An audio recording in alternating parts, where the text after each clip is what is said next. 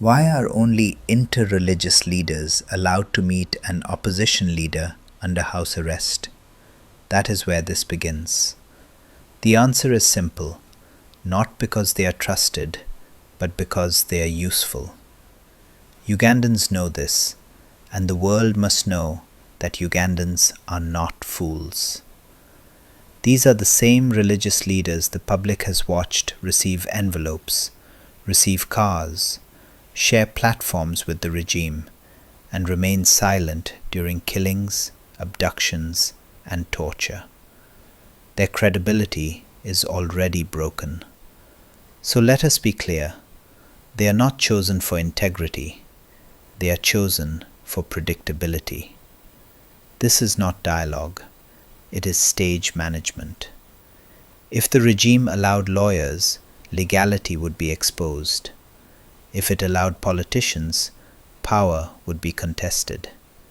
If it allowed activists, people would mobilize. And if it allowed diplomats, nothing meaningful would happen. Because modern diplomacy does not operate on justice, it operates on interests. Diplomats do not risk business for Ugandan lives. They do not sacrifice trade, security cooperation, or influence for ordinary people. They issue statements.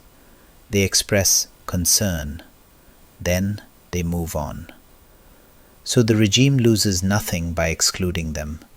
Instead, it allows compromised clergy, people who will say, peace, calm, let us pray, let us wait. Not, this detention is illegal, this is a crime, this must end now. That is not mediation, that is containment. Religion is being used as a shield, not a solution.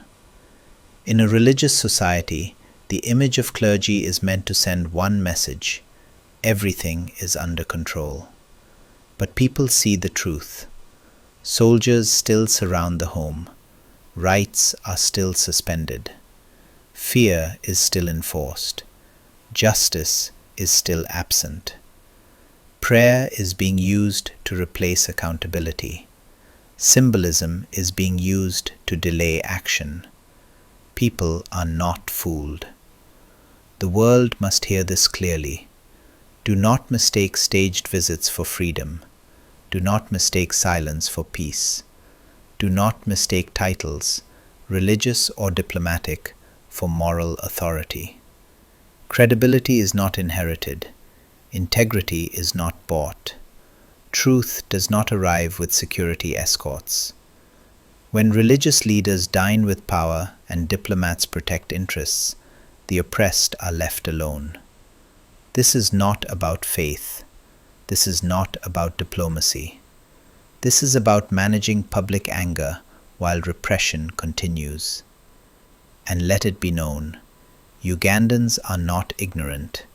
Africans are not naive. Human beings are not stupid. We recognize political theater when we see it.